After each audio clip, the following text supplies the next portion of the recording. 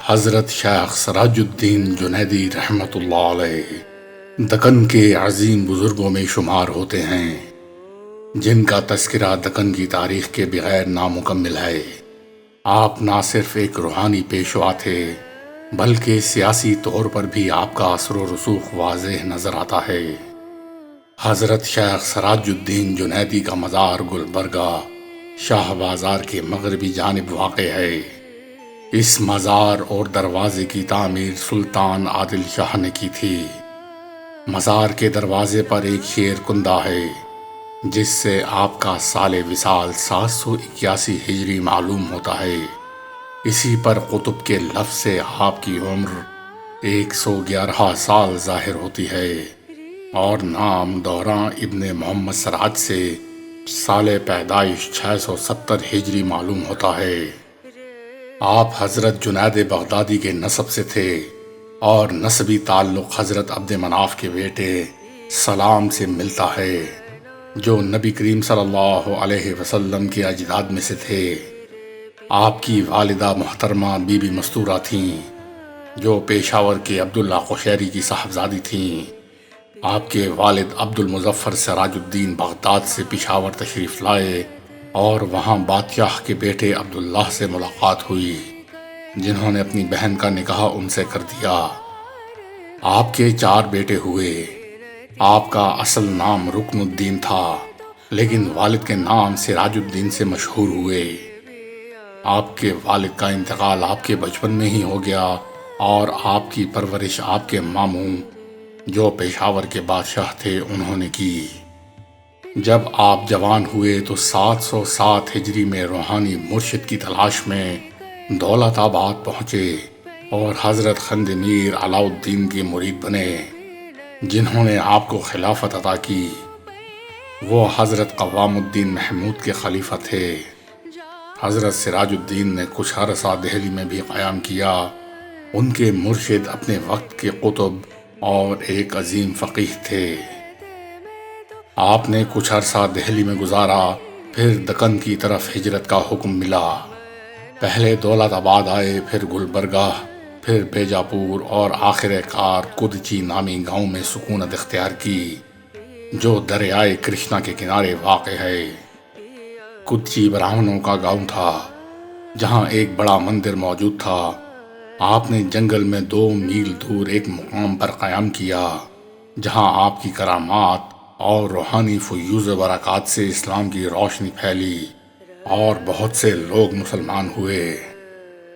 آپ رات کے 3 بجے اٹھ کر غسل کرتے، ذکر و اذکار، تلاوت قرآن اور تہجد کی عبادات میں مشغول ہو جاتے۔ روایات کے مطابق حضرت سراج الدین جنیدی نے حسن بہمنی کو سلطنت کے قیام میں روحانی رہنمائی فراہم کی۔ خزانے کی نشاندہی، حملے کی ترکیب اور دعائیں آپ ہی کی برکت سے تھیں۔ حسن بہمنی زندگی بھر آپ کے مرید رہے۔ آپ کے بڑے بھائی ارسلان 723 ہجری میں لکھنؤ میں فوت ہوئے۔ آپ کے چھوٹے بھائی شیخ احمد صلاح الدین تبلیغ کے لیے بنگال چلے گئے جہاں 729 ہجری میں ان کا انتقال ہوا۔ سب سے چھوٹے بھائی شیخ تاج الدین کے ساتھ دولت آباد میں مقیم رہے۔ حضرت سراج الدین جنیدی رحمۃ اللہ علیہ کی زندگی سیاست، روحانیت اور خدمت خلق کا حسین امتزاج تھی۔ آپ کی تعلیمات، کرامات اور سیاسی اثرات نے دکن کی تاریخ پر انمٹ نقوش چھوڑے۔ نماز فجر کے بعد حضرت سراج الدین جنیدی مراقبہ اور مکاشفہ میں مشغول ہو جایا کرتے۔ انہی دنوں سلطان حسن گنگو کی والدہ محترمہ، جن کا نام اشرف جہاں تھا اور عوام میں ماں صاحبہ کے لقب سے جانی جاتی تھیں، اپنے ذاتی خاندانی معاملات کی وجہ سے شاہی حرم چھوڑ کر اپنے وطن سے ہجرت کر کے سارگور گاؤں میں آ گئی تھیں جو کدچی کے قریب واقع ہے۔ جب انہیں حضرت سراج الدین جنیدی کی شہرت و کرامات کی خبر ملی تو وہ اپنے بیٹے علاء الدین، بہو اور 2 بیٹیوں کے ساتھ حضرت کی خدمت میں حاضر ہوئیں اور سب کے سب آپ کے مرید بن گئے۔ آپ کے خدام میں آپ کے 2 بھائی بھی شامل تھے جن کے نام محمد قاسان اور محمد لگری تھے۔ یہ دونوں پیشاور سے آپ کے ساتھ آئے تھے۔ حضرت کو ان سے بہت محبت تھی اور انہیں خلافت سے بھی سرفراز فرمایا، حالانکہ وہ اس وقت مالی طور پر بہت کمزور حالت میں تھے۔ ایک دن گاؤں کے پٹواری گنگو پنڈت بعض معززین گاؤں کے ہمراہ حضرت کی خدمت میں حاضر ہوئے اور عرض کیا، نجومیوں کی پیشن گوئی ہے کہ بارش نہیں ہوگی، جس کی وجہ سے قحط کا خطرہ ہے۔ آپ دعا فرمائیں تاکہ بارش ہو اور قحط سے بچاؤ ہو سکے۔ حضرت نے فرمایا، قاسان کے پاس رہنے کو گھر نہیں ہے، جب بارش ہوگی تو وہ کہاں جائیں گے؟ پہلے ان کے لیے رہائش کا انتظام کرو اور ایک مسجد کی تعمیر کرو، تب انشاءاللہ بارش ہوگی۔ جب حضرت نے یہ فرمایا تو لوگوں کا ہجوم ہو گیا اور گنگو جی نے فوراً گاؤں میں گھر اور مسجد کی تعمیر کا کام شروع کر دیا۔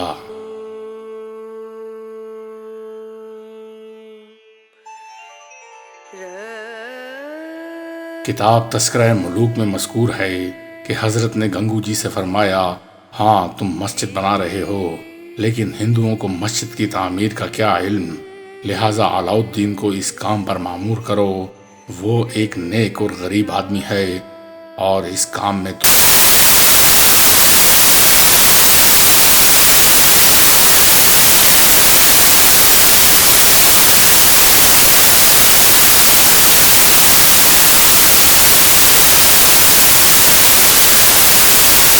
جیسے ہی وہ گھر میں داخل ہوئے، اللہ کے فضل سے بارش شروع ہو گئی اور گاؤں قحط سے بچ گیا۔ علاؤالدین مسجد کی تعمیر میں پوری دل جمی سے لگا رہا۔ وہ دن رات محنت سے مزدوروں کی نگرانی کرتا، مقام پر ہی ٹھہرتا اور ہر طرح کی ذمہ داری سنبھالتا رہا۔ یہ واقعہ حضرت سراج الدین جنیدی رحمۃ اللہ علیہ کی کرامت، تدبر اور فقر کی تعلیمات کا مظہر ہے۔ آپ نے نہ صرف دعاؤں سے مسائل کا حل فرمایا، بلکہ حکمت اور عمل کے ذریعے بھی معاشرتی فلاح و بہبود کو فروغ دیا۔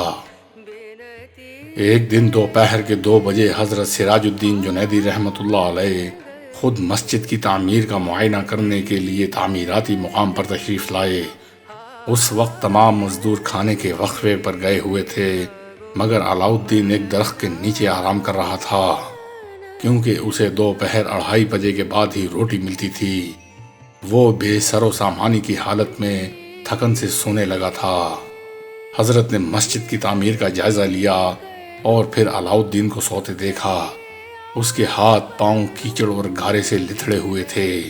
حضرت نے فرمایا، اے دکن کے بادشاہ، تو اس بے کسی میں کیوں سو رہا ہے؟ بادشاہ کے سر پر چھتری کیسی بھلی لگتی ہے۔ یہ کہہ کر حضرت وہاں سے تشریف لے گئے، مگر علاؤالدین ان کے اس ارشاد سے بے خبر تھا۔ حضرت کے روانہ ہونے کے بعد ایک اژدہا وہاں آ پہنچا اور سوتے ہوئے حضرت علاؤالدین کے چہرے پر سایہ فگن ہو گیا، گویا چھتری بن گیا ہو۔ اس منظر کو کچھ بچے کھیلتے کھیلتے دیکھ لیتے ہیں۔ وہ چیخو پکار کرتے دوڑتے ہوئے پٹواری کے پاس پہنچے اور بتایا کہ ایک سانپ نے علاؤالدین کو مار دیا ہے۔ پٹواری گھبرا کر موقع پر پہنچا۔ وہاں اس نے دیکھا کہ سانپ علاؤالدین کے چہرے پر سایہ کیے کھڑا ہے۔ جیسے ہی پٹواری آیا، سانپ وہاں سے اپنے سوراخ میں چلا گیا۔ چونکہ ہندوؤں میں سانپ کو دیوتا سمجھا جاتا ہے، تو پٹواری اس کرامت کو دیکھ کر حیران اور ششدر رہ گیا۔ اس نے علاؤالدین کو جگایا اور اپنے گھر لے جا کر کھانا کھلایا۔ بعد ازاں اس نے علاؤالدین کا ذائچہ نکالا، جس سے اس کو معلوم ہوا کہ علاؤالدین مستقبل میں دکن کا بادشاہ بننے والے ہیں۔